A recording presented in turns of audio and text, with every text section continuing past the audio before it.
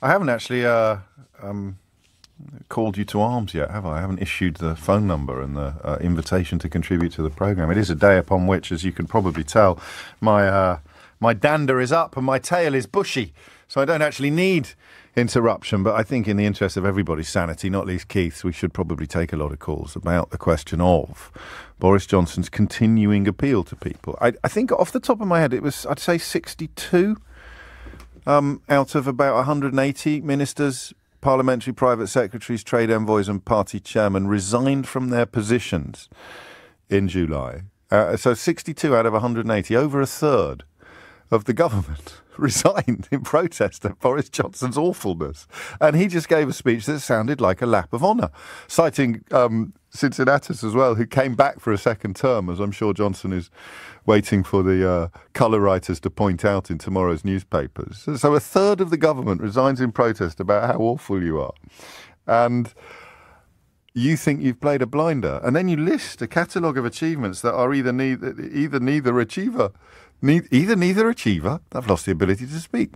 They're either not achievements, or they are blatant lies, or they're ludicrous embellishments, boasting about hiring police after being part of governments that cut the police service to the bone, making claims about 40 hospitals that have been routinely refuted, claiming that we are somehow world leaders on vaccine rollout when we're only fifth in Europe, and on it goes, describing the funds that are available for public spending, when not only has Liz Truss vowed to cut taxes while increasing public spending, something that most 6-year-olds try to do with their pocket money before growing out of at a rate of knots, but also it's a government with debts on a scale that have never been seen before. What are these funds he speaks of that are available for spending stuff? He talked about the rail links, which is a government announced some of which were being abandoned. I mean, it is North Korean in its idiocy.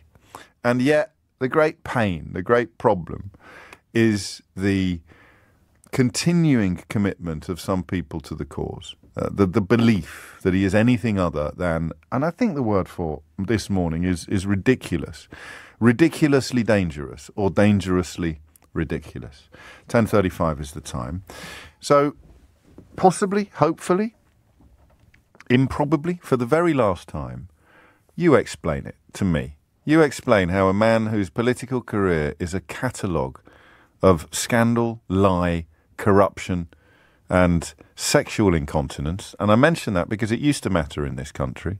It's not long ago that the constituents down in Norfolk were trying to get rid of Liz Truss because she, as a married woman, had had an affair with a married man, a fellow Conservative politician. That kind of stuff used to end careers. Just ask Cecil Parkinson. But not anymore. What happened? What you explain it to me.